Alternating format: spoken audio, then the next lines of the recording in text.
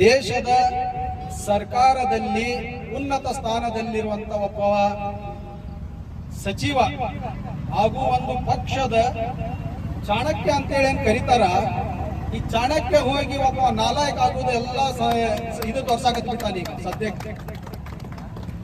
ಯಾ ಶಕ್ತಿ ವಿರುದ್ಧ ಇವ ಮಾತಾಡೋಣ ಅಂತೇಳಿ ಇವನ್ಗಿನ್ನ ಇದ್ರ ಬಗ್ಗೆ ಅನುಭವ ಆಗಿಲ್ಲ.